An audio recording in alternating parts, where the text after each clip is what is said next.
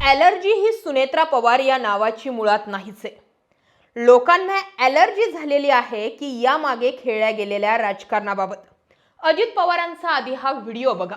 मला तर पहिला राग एवढा आला की आम्ही त्यांना भेटायला गेलो। मला वाटतं दुसऱ्या दिवशी जयंतराव गेले। अस्थि विसर्जन तेपर्यंत झालेलं नव्हतं। मी ज्या दिवशी अंत्यविधी झाला त्या दिवशी जाऊ शकलो नाही। दुसऱ्या दिवशी माझा कुठेतरी कार्यक्रम होता म्हणून तिसऱ्या दिवशी गेलो। अस्थि विसर्जन झालेलं नव्हतं। काय आपण काय अगदी त्या निवडणुकीपासून निवडणूक नाही लागली तर जीव चाललेत काहीचे। काय जनाची नाही मनाची माणुसकीची काय सगळंच कुठं सोडलं का? तुमच्या आमच्या घरामध्ये जर अशा प्रकारची दुःखद घटना घडली तर माणूस 13-14 दिवस गप्प बसतो। महिनाभर गप्प बसला म्हणून बिघडलं कुठं? सारखं कोण कुठं काय करणार, कोण उमेदवार देणार, कोण काय करणार, कोण आत्ताच भावी खासदार म्हणून तिथं पोस्टर लावायला लागले। अरे कुठं गुडघ्याला बाळशिंग बांधून निघाला। जे लोक सुनेत्रा पवार यांनी अजित पवारांच्या अस्थि विसर्जित करता लगेच उपमुख्यमंत्री पदाची शपथ का घेतली, त्याला अजित पवारांची जोड देत इथे अजित पवार जरी असते तरी त्यांनीही लगेच उठून ते कामाला लागले असते असं म्हटलं होतं।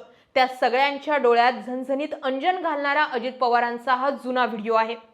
हेही सोडून द्या। मुळात प्रश्न असा तयार होतो की इंदिरा गांधींची ज्यावेळी हत्या झाली त्यानंतर पंतप्रधानपदी लगेच पुढचा माणूस बसवला गेला। मात्र ते पद संविधानिक होतं, घटनात्मक होतं आणि 1 मिनिटासाठीही पंतप्रधान पदाची खुर्ची मोकळी सोडता येत नाही असं सांगून विजय वडेट्टीवार यांनी तो मुद्दा खोडून काढला। अजित पवारांच्या मृत्यूसोबत अनेक प्रश्न तयार झाले, पण महत्त्वाची गोष्ट म्हणजे ही प्रश्न पवार फॅमिलीतून कोणीही उपस्थित करत नाही किंवा मग सत्ताधाऱ्यातीलही सगळेचे सगळे नेते बोलत नाही। अमोल मिटकरी बोलले, जयंत पाटील बोलले, सुषमा अंधारे बोलले, विजय वडेट्टीवार बोलले, हे 4-2 चेहरे बोलले, पण या व्यतिरिक्त उभ्या महाराष्ट्रातील लोक मात्र या सगळ्या गोष्टींकडे बघताय। मारले गेले किंवा विमान अपघातात जे गेले ते 6 जण होते, 5 बॉडीज कशा मिळाल्या? त्यातल्या त्यात आता बातम्या तर अशाही समोर येत आहेत की जो कॅप्टन होता सुमित कपूर तो त्या विमानामध्ये नव्हता। अर्थात हे खरं की खोटं हे समोर येईलच, पण मुळात या अपघाताची चौकशी व्हावी यासाठी पवार फॅमिली समोर आलीच नाही। तिथूनही प्रश्न तयार झाले। सुनेत्रा पवारांना उपमुख्यमंत्रीपद देण्याची घाई केली का? तर पवार आणि सुप्रिया सुळे त्यावर डोळ्या ठेवून होत्या। पण उपमुख्यमंत्रीपद हे मुळात घटनात्मकच नाहीये। द्यायचंच होतं, करायचंच होतं तर राष्ट्रीय अध्यक्ष सुनेत्रा पवारांना करायचं होतं। अजित पवारांची जागा सुनेत्रा पवारांना द्यायचीच होती तर मग अर्थ खातंही सुनेत्रा पवारांकडे द्यायचं होतं। पण या मुद्द्यांवरती सरळ सरळ कोणीही बोलायला तयार नाही। तिकडे प्रफुल्ल पटेल राष्ट्रीय अध्यक्ष झालेत हे जेव्हा पियुष गोयल बोलतात तेव्हा खडबडून राष्ट्रवादी जागी होते आणि मगच अजित पवार गटातील राष्ट्रवादीचे नेते म्हणजे जसे माणिकराव कोकाटे असतील, अण्णा बनसोडे असतील, नरहरी झिरवाळ असतील हे बोलायला लागतात की राष्ट्रीय अध्यक्ष झाले तर मग त्या सुनेत्रा पवारच होतील। अण्णा बनसोडे म्हणतात विलिनीकरण होणार होतं, पटेल तटकरे यांना त्या संदर्भातील माहितीही होती। नरहरी झिरवाळही म्हणतात की दोन्ही राष्ट्रवादी एकत्र येणं गरजेचं आहे। कधी? ज्यावेळी पटेल आणि तटकरे अजित पवारांच्या राष्ट्रवादीवर हवी होऊ पाहतायत किंवा राष्ट्रवादी आपल्या हातात घेण्याचा प्रयत्न करतायत हे समजायला आणि उमजायला लागल्यानंतर शांत बसलेले अनेक आमदार बोलायला लागले। अनेक आमदारांना काहींना राष्ट्रवादी म्हणजे पवारांच्या विरोधात ऍक्टिव्ह केलं तर काही पवारांच्या बाजूने ऍक्टिव्ह केलं। सगळं काही जे सुरू आहे ते राजकारण सुरू आहे। पण हे सगळं करून पवारांच्या हातातून यथाकदाचित राष्ट्रवादी काढून घेतली जाईल। विलिनीकरण पुढची 4 वर्ष तरी शक्य होऊ देणार नाही। इथपर्यंतची स्ट्रॅटर्जी फडणवीसांपासून तर इकडे प्रफुल्ल पटेल तटकरेंनी लावली, पण तिथून पुढे काय? जर या राष्ट्रवादीचे राष्ट्रीय अध्यक्ष जर प्रफुल्ल पटेल झाले तर तुला ना मला घाल कुत्र्याला अशी परिस्थिती तयार होणार नाही का?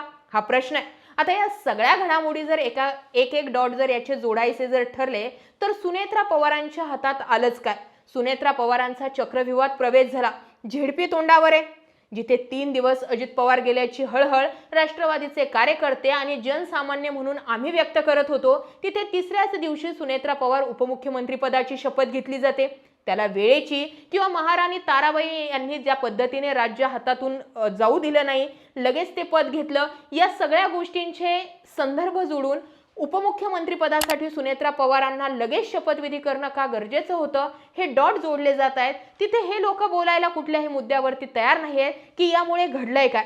आता बघा ना, 28 तारखेला अजित पवार गेले, त्यानंतर आज जवळजवळ 2 फेब्रुवारीची तारीख आहे. आपण रोज चर्चा कुठल्या मुद्द्यांवरती करतोय? प्रफुल्ल पटेल काय म्हणले, तटकरे काय म्हणले, भुजबळ काय म्हणले, फडणवीसांनी काय केलं, पवारांची ॲक्शन काय, रिॲक्शन काय, या सगळ्यांमध्ये अजित पवारांबाबत तयार झालेली सहानुभूती आपोआप राजकारणाकडे डायव्हर्ट झाली आणि पुढच्या झेडपीच्या निवडणुकांचा प्रचार आणि प्रसार सुद्धा भाजपच्या शिंदेच्या लोकांनी सुरू केला.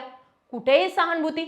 अजित पवारांनी तसे पाहिले तर हे जे झेडपीला दिलेले उमेदवार आहेत हे शेवटचे उमेदवार आहेत की ज्यांची उमेदवार म्हणून निवड अजित पवारांनी केली होती.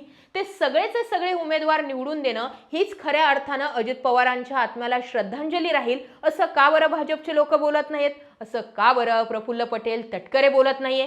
विलिनीकरणाचा मुद्दा काढून जे 2 दिवस अजित पवारांच्या सहानुभूतीमध्ये गेले म्हणजे 28 आणि 29 या 2 तारखांची सर पुढे 2 दिवस झेडपीच्या निवडणुका पुढे सरकून भरून काढल्यात या मुद्द्यांवरती का कुणी लक्ष केंद्रित करत नाही? अर्थात हे जे काही प्रश्न उपस्थित करते हे मी माझ्या मनाने करत नाही.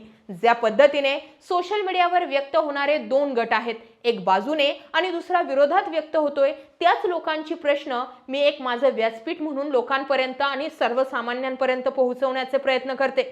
आता अजित पवारांचे उमेदवार सुद्धा बिनविरोध काढले तर खऱ्या अर्थाने ती श्रद्धांजली घडेल. पण इकडे प्रचार सुरू झालाय, भेटीगाठी सुरू झालेत, दौरे सुरू झालेत. सुनेत्रा पवारही 4थ्या दिवशी बाहेर पडल्यात, त्या साताऱ्याला पोहोचल्या. यशवंतराव चव्हाण यांच्या स्मृतीस्थळाचं त्यांनी दर्शन घेतलं. सगळ्या गोष्टी जर बदलून गेल्यात तर मग कुठे येतो 10 दिवसांचा दुखवटा? आणि म्हणून मी अजित पवारांचा सुरुवातीचाच तो व्हिडिओ दाखवला. आता तो व्हिडिओ बघितल्यानंतर अजित पवारांसाठी त्यांचं स्टेटमेंट कसं लागू होत नाही या सांगण्यासाठी सुद्धा काही महाभाग व्यक्त होतील. पण अजित पवारांचं हे स्टेटमेंट ऐकल्यानंतर एक गट तरी म्हणेल की हा माणूस जे म्हणतोय ते बरोबर आहे आणि शेवटचं वाक्य सुद्धा बरोबरच होतं, राजकारण लय वंगाळे. या सगळ्या घडामोडींकडे तुम्ही कसं पाहता कमेंट सेक्शनमध्ये जरूर व्यक्त व्हा. अशाच माहितीपूर्ण व्हिडिओसाठी आपल्या चॅनल आवर्जून सबस्क्राईब करा. जय महाराष्ट्र.